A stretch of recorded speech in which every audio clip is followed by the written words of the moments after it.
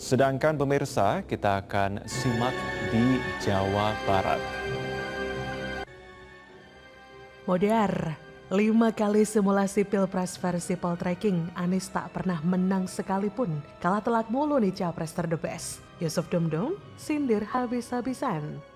Ya mereka takutlah kalau ngelawan Mas Ganjar. Ya menurut 2 survei terakhir Lur. Dari 2 survei lembaga yang kredibel. Satu dari SMRC sama satu lagi dari Carta Politika. Dua-duanya sama-sama nunjukin kalau presentasi pemilih Mas Ganjar itu sudah mulai jauh ninggalin Pak Anies Baswedan sama Pak Prabowo.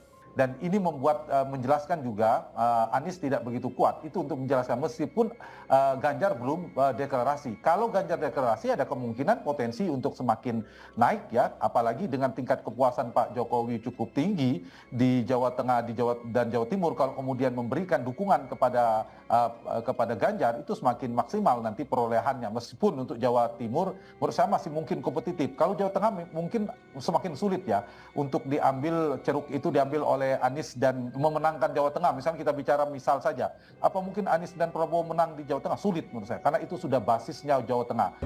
Perolehannya adalah Ganjar Erik 27,6%, Prabowo Puan 20,7%, Anies AHY 17,9%. 3 besar diduduki oleh Ganjar, Prabowo, dan Pak Jokowi. Anies kemana? Pegiat media sosial Yusuf Dumdum menyoroti hasil survei Poltreking Indonesia yang membuat 5 simulasi pertarungan pasangan Capres dan Cawapres Pilpres 2024. Hal tersebut ditanggapi Yusuf Dumdum melalui akun Twitter pribadi miliknya. Dalam cuitannya, Yusuf Dumdum menyinggung soal polling yang memenangkan Anies. Kata Yusuf Dumdum pada Minggu 25 Desember, tukang ngibul menang cuma di polling ILC. Sementara itu diketahui bahwa Gubernur Jawa Tengah Ganjar Pranowo memenangkan 4 simulasi dan Ketua Umum Gerindra Prabowo Subianto menang dalam 1 simulasi. Sementara bakal Capres Nasdem Anies Baswedan tidak sekalipun menang di simulasi manapun. Hal tersebut berdasarkan survei Poltreking Indonesia yang dirilis pada Kamis 22 Desember 2022. Simulasi pertama Ganjar Pranowo dipasangkan dengan Erick Thohir, hasilnya unggul dengan angka 33,1%, menghadapi Anies AHY 27,5%, Prabowo Caimin 25,5%. Simulasi kedua Ganjar Ridwan Kamil mampu mendapatkan dukungan 30,5%, menang dari pasangan Prabowo Erick 28,2%, Anies AHY 27,7%. Kemudian simulasi ketiga Ganjar yang dipasangkan Sandiaga Uno unggul tipis dengan 29,8% dibandingkan dengan Anies Khofifah 28,5%, sementara Prabowo Caimin 26,3%. Simulasi keempat Ganjar dipasangkan dengan Erlangga Hartarto, mendapat suara 27,7%, unggul tipis menghadapi Prabowo Khofifah dengan suara 26,6%. Di urutan ketiga, pasangan Anies Aher dengan suara 25,1%. Simulasi terakhir dimenangkan Prabowo ketika berpasangan dengan Erick Thohir, memiliki suara dukungan 27,1%, Ganjar Puan di urutan kedua 26,4%, dan Anies Khofifah 26,2%. Itu akibat dari menjadikan kelicikan untuk meraih kekuasaan, serta suka main politik identitas dan selalu menggunakan anggaran negara untuk proyek-proyek anfaedah, menghambur-hamburkan anggaran tapi selalu lolos dari jerat KPK. Tanya kenapa? Seperti ini ya, Lagi kita melihat bagaimana kinerja dari Anies yang tidak bisa dianggap sebagai kinerja yang baik, justru kinerja yang begitu rendah, buruk dan memalukan. Kalimat-kalimatnya dilontarkan dan secara tidak sadar justru malah menyerang kembali ke orang ini seperti senjata bumerang. Kita tahu sama tahu senjata bumerang adalah senjata khas dari negara Australia yang ketika dilempar bisa kembali lagi yang melempar. Yang pasti kita sama-sama tahu jika orang ini adalah orang yang jelas-jelas menunggangi radikalisme dan pengacauan demi syahwat politiknya yang begitu liar. Bahkan ketika dinobatkan oleh Partai Nasdem sebagai capres, gelar Bapak Politik Identitas tidak pernah luntur dari orang ini. Apalagi mengatakan jika orang yang tukang ngibul ketika dipilih akan ngibul lagi. Merupakan sebuah hal yang benar-benar menjijikkan didengar oleh rakyat Indonesia. Kalau kalian masih memilih orang ini sih artinya sudah begitu kelewatan miskin literasi dan miskin pandangan politik kalian. Maka dari itu wajar jika Anies kalah di simulasi poltreking karena orang ini pantasnya menang di simulasi ILC yang benar disalahkan yang salah dibela. Saya kira capres usungan Nasdem ini adalah sosok yang dipoles sedemikian rupa oleh para pendukungnya sehingga kelihatannya cocok jadi pemimpin di 2024. Tapi pada dasarnya dia sendiri tidak pernah bisa masuk dalam kategori pemimpin karena tindakan dia yang sangat rasis di 2016-2017. Jadi wajar jika dia jatuh jeblok bukan hanya di kursi gubernur tapi juga jatuh di simulasi pemilihan presiden. What goes around comes around. Itulah konsep kerja dari karma. Bagaimana menurut Anda?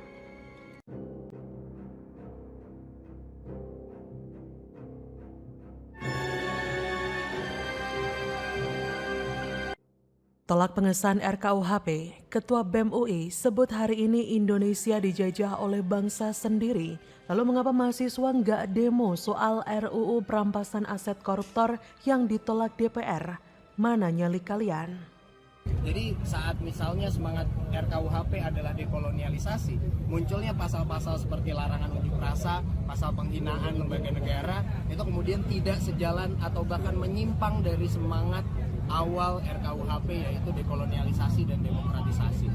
Karena kalau kita melihat adanya perbedaan sanksi itu sudah jelas bahwa hari ini kalau tujuan kita adalah dekolonialisasi lepas dari penjajahan, nyatanya hari ini kita masih dijajah dan ironinya kita dijajah oleh bangsa kita sendiri. Tapi KUHP yang baru ini justru membuat mundur indeks demokrasi yang telah bagus tersebut. Masyarakat yang dulunya bersemangat menggebu-gebu untuk melakukan aksi unjuk rasa kini ditakut-takuti oleh KUHP yang baru kita. Kasih satu contoh konkret sekaligus menjawab pertanyaan para aktivis HAM yang mohon maaf keliru memahami pengaturan mengenai pelanggaran berat HAM dalam KUHP. Karena orang yang mengkritik ini mau framing di media, lalu mereka mengatakan bahwa ancaman koruptor turun. Padahal itu kan tidak fair. KUHP di seluruh dunia sama. Yang beda adalah ancaman pidananya. Jadi komentar saya singkat ya. Baca dulu, pahami dulu, baru ngoceh. Undang-undang perampasan aset tindak pidana. Ini juga penting sekali. Dan terus kita dorong dan kita harapkan tahun depan insya Allah ini juga akan bisa selesai.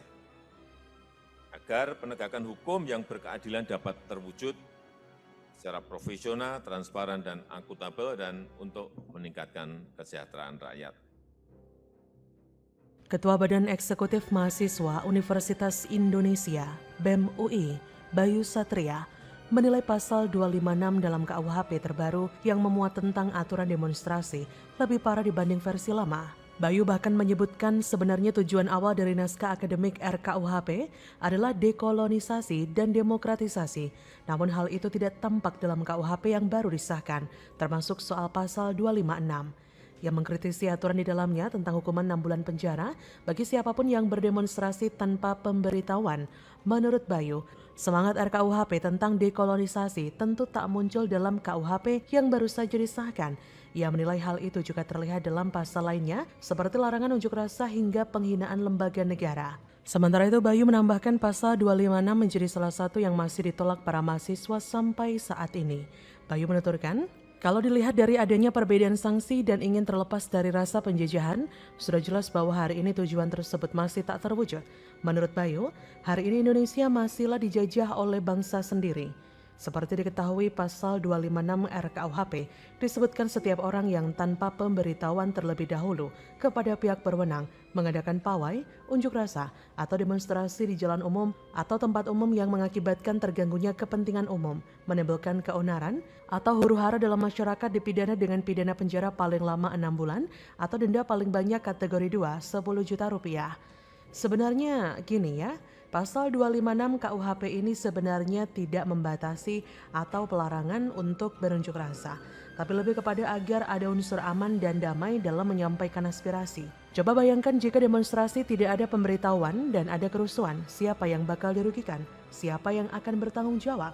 Apakah mahasiswa mau bertanggung jawab? Tentu saja tidak, dan masyarakat sipil yang akan dirugikan. Jika dilihat para oknum mahasiswa ini tidak berniat menyampaikan aspirasi, tapi lebih kepada ingin menggulingkan pemerintahan yang sah. Karena jika memang ingin menyampaikan aspirasi, Seluruh pasal-pasal yang kontroversi harus juga dipermasalahkan, seperti halnya pasal pemotongan hukuman bagi pelaku korupsi. Mengapa mereka tidak mempermasalahkan pasal tersebut? Mengapa mereka tidak memprotes pasal pemotongan hukuman bagi pelaku korupsi? Mengapa mereka tidak mempermasalahkan pasal perampasan aset koruptor yang mandek? Apakah ini ada hubungannya dengan bohir pemasok anggaran demo untuk melengsarkan Jokowi? Pegiat media sosial Yusuf Muhammad juga mengkritisi aktivis mahasiswa yang gemar melakukan aksi demo dengan tujuan ingin melengsarkan kekuasaan Presiden Joko Widodo. Yusuf Muhammad mengkritisi soal isu yang dibawa para mahasiswa soal pasal demo yang mana seluruh tuntutan yang disampaikan sebenarnya telah dijawab oleh pemerintah dan DPR, bahkan oleh Presiden Jokowi sendiri.